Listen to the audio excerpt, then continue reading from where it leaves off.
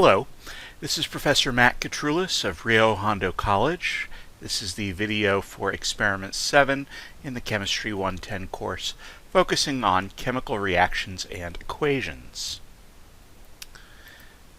So in this experiment, we're going to start off by looking at how we write and balance chemical equations, and then we will look at the 5 different types of chemical reactions. For this particular experiment, I would strongly encourage you to wait until you've seen all aspects of the video before you answer the pre-lab questions, some of which might prove difficult.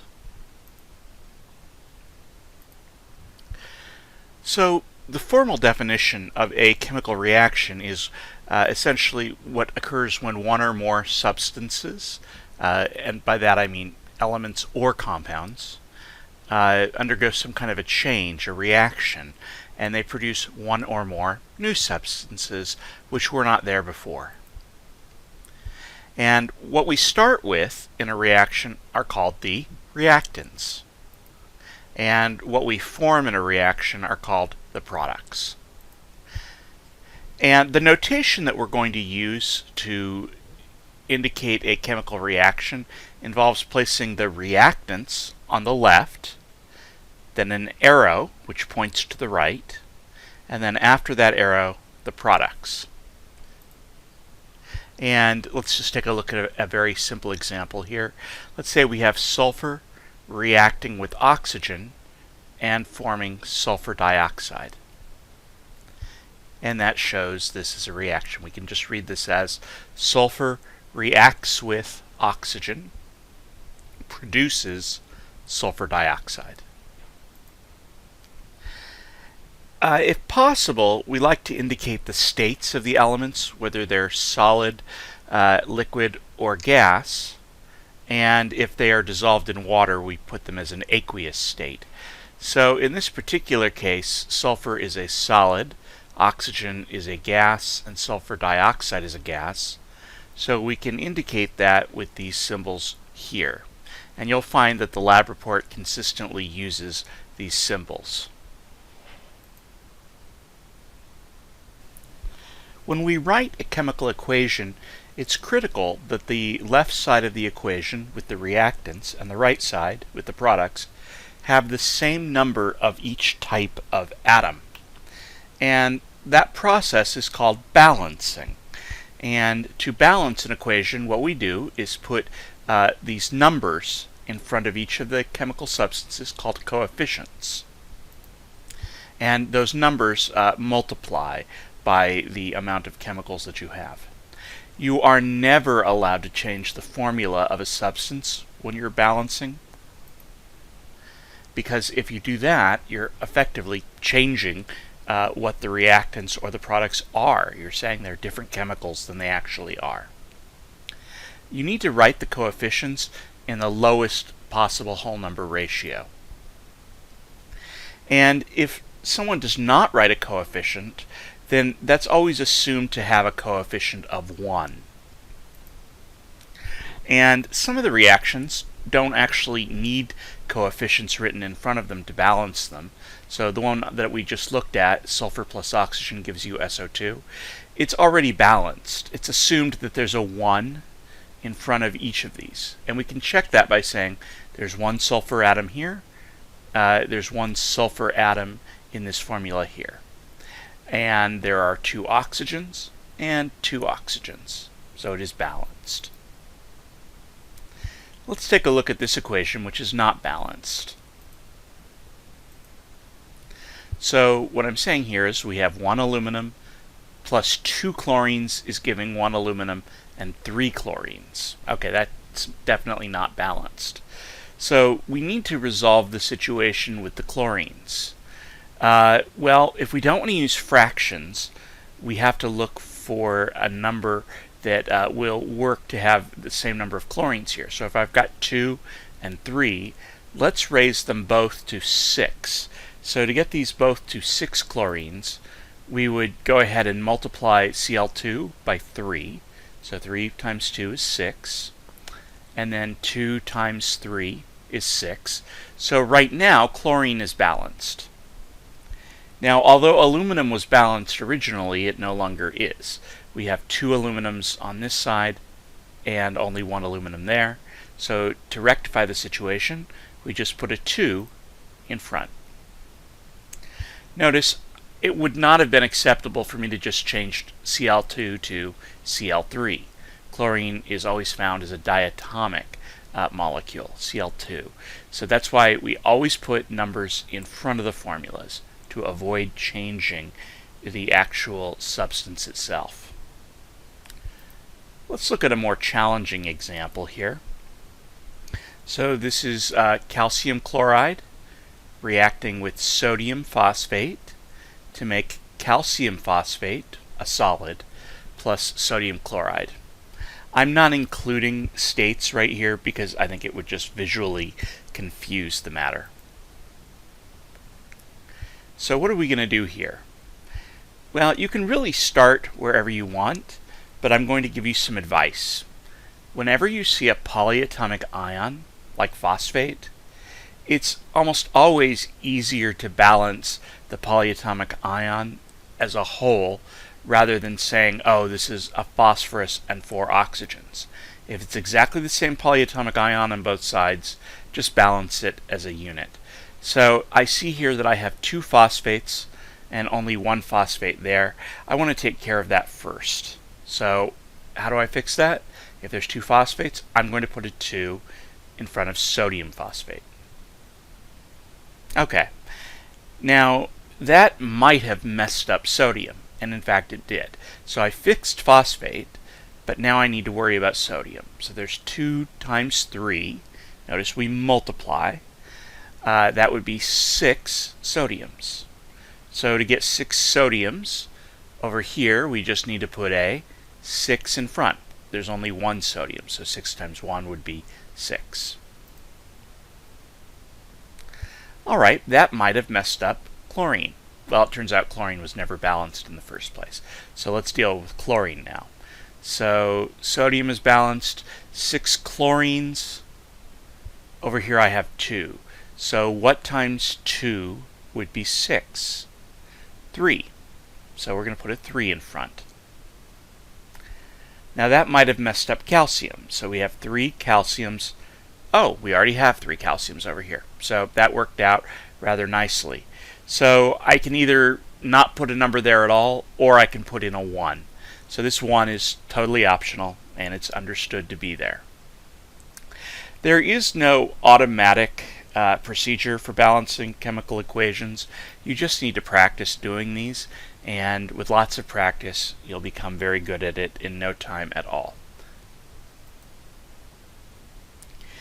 We now go to a topic which is typically not taught in the Chemistry 110 lecture, and so you'll want to spend a fair amount of time looking into this and reviewing it if need be.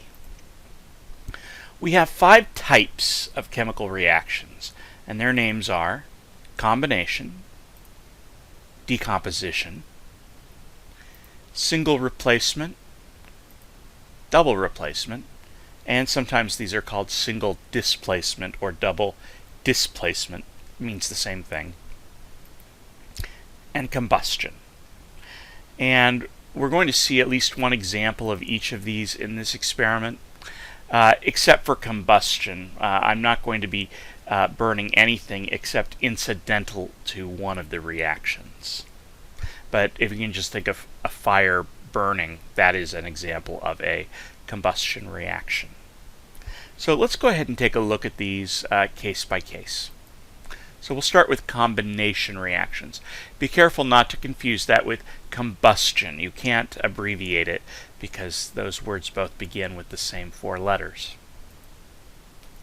So a combination is what we expect from the words. When we combine things, that means 2 or more things combine into 1.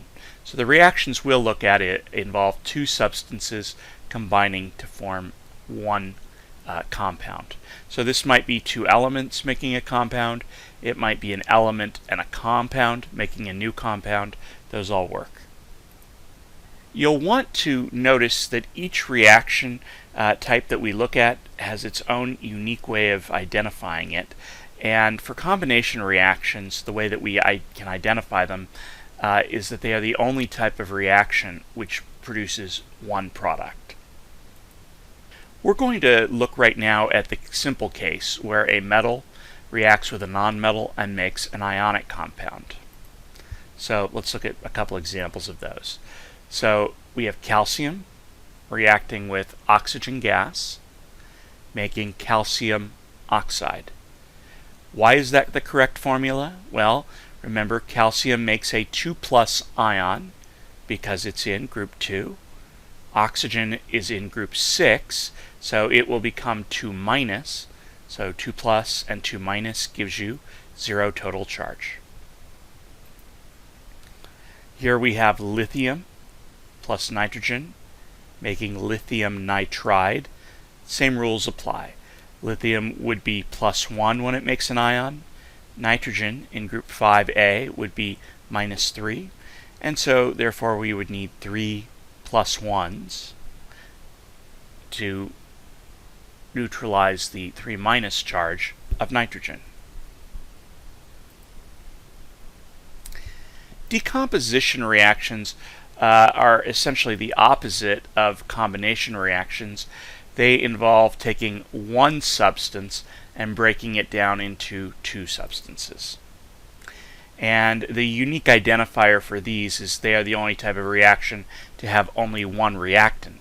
So combinations, remember, had only one product. Decompositions have only one reactant.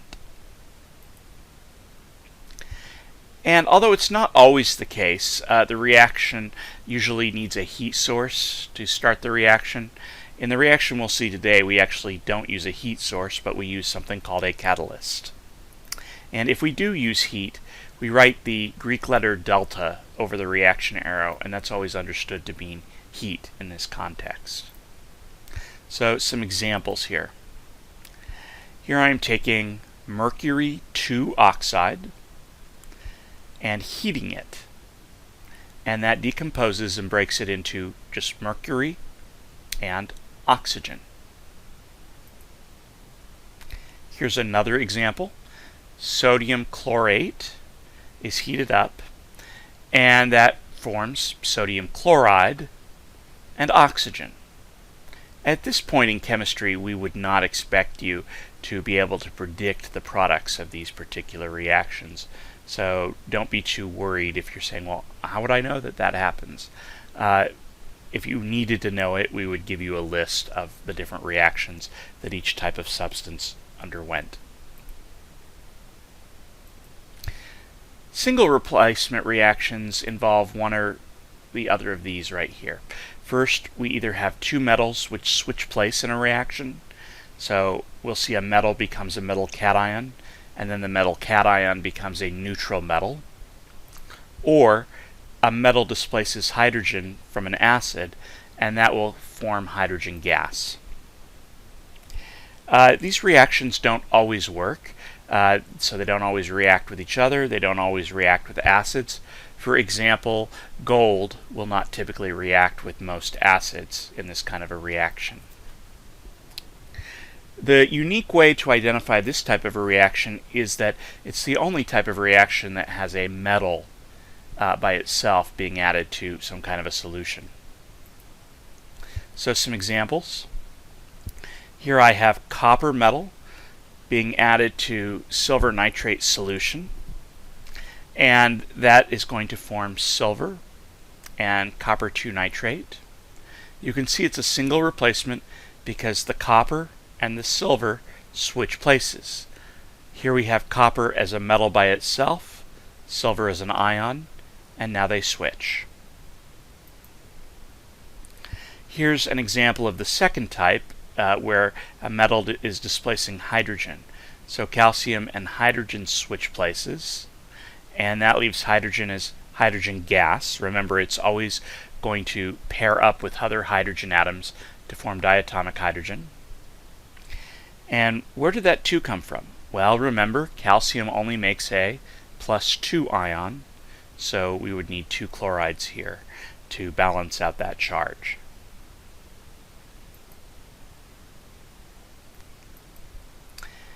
When we have a double displacement reaction, what we see is a combination of two different ionic compounds in solution. And the way we can look at this is that the cation from one solution switches places with the cation of another solution. Now, what typically happens then is that you form a solid compound or you form a gas. We're not going to get too much into the details of that right now because both of those can happen. Very important, in a double displacement, the ions do not change their charge. They remain the same throughout.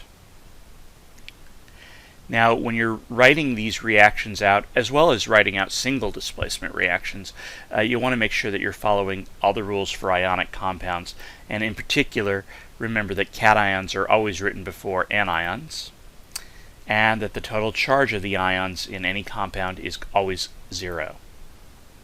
So let's look at a couple examples. So here I have silver nitrate plus magnesium chloride. We're going to switch the cations, so the magnesium now goes with nitrate and the silver now goes with chloride. Now, you can't just switch them. You have to also make sure again that the total charge is adding up to 0. So we know silver is always +1, so when it comes together with chlorine is always -1, so it would be 1 to 1. Magnesium is always going to make a +2 ion. Nitrate is always -1, so therefore we would need 2 nitrates to write the correct formula. And you're not violating any rules by making sure that those balance out, because then you put the coefficients in front to make sure that you have the right number of each type of atom. In this reaction, we see sulfuric acid reacting with barium. Hydrogen is +1, and it will come together with chlorine to make hydrochloric acid. Barium is +2, and it comes together with the sulfate, which is 2-, and that forms a neutral compound here. In both of these cases, you can see a reaction occurring because a solid precipitate is formed, even though I'm not showing it right now. The silver chloride is always a solid, so it will precipitate, and barium sulfate is a solid. It precipitates as well. And finally, we will look at combustion reactions. And specifically, we're going to look at combustion of what I will call organic compounds, compounds which always contain carbon and hydrogen. So if we have a compound that has carbon and hydrogen, and sometimes oxygen, in addition to maybe other elements, but for right now we're going to focus on just those three. When a compound that has these undergoes combustion, what that means is it's reacting with oxygen gas, and the products are always the same. They are carbon dioxide, which is a gas, and water vapor, meaning water as a gas. So the cool thing about this reaction is there's only one chemical which we don't know in advance, and that is we have to figure out what the chemical is here that we're starting with. So when you're told a chemical combusts, you just write its formula, and the rest is always the same. Plus O2 gives you carbon dioxide and water. Another word for combustion is burning. So if we use the word burn correctly, burn means that there's a combustion reaction going on. So when a candle is burning, a combustion is occurring. When gasoline is burning in a car's engine, it is a combustion reaction. Now, although these are often the easiest reactions to write, they are usually the trickiest ones to balance. And my advice on balancing combustions is to always balance the O2 last. And if you find yourself in an impossible situation where things don't seem to balance, you'll want to multiply everything you've already balanced by 2 and then try to balance the O2, and that usually fixes the problem. So as I mentioned again, the only thing that changes here is the starting material and the balancing. So let's look at a couple examples. So here I'm starting with a gas called acetylene. This is what's used in blowtorches. And so that's the new chemical, so to speak. The rest is all the same. plus oxygen gives you carbon dioxide and water, and then I balanced it after I had already written all the chemicals. Here's another one, C15H32 is reacting with oxygen to make CO2 and water.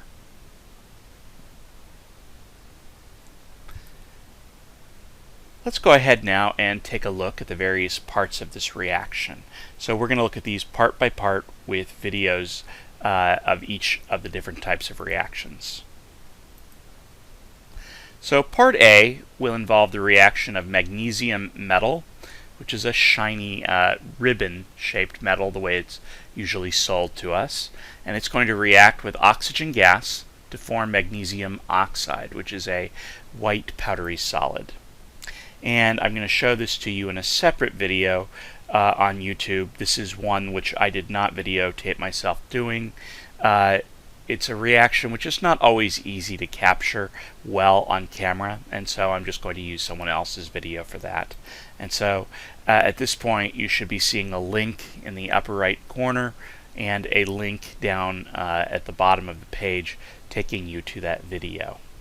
And you want to click there when I'm done talking about this. So for this part, and essentially all the other parts, what you're going to be asked to do after watching the reaction is describe the evidence that you see. And the different types of evidence come from table 7.1 on page 74, and they make things like, are you seeing a solid product being formed, a precipitate? Do you see a gas being formed? Is there evidence of heat being produced in this reaction? Then you balance the reaction with the lowest possible whole numbers. And then finally you'll be asked to identify which of the 5 types of reactions you have witnessed. To figure out which of the 5 types, go back to the advice I gave you earlier in terms of telling them apart. For example, we said that a combination reaction is the only reaction that makes only one product. We said decomposition is the only reaction which has one reactant. We said single displacements are going to always be a metal plus some kind of a solution. And if you just review those, you should be fine. So go ahead and watch the linked video, and when you're done, go ahead and start part 2 for this experiment. Thank you.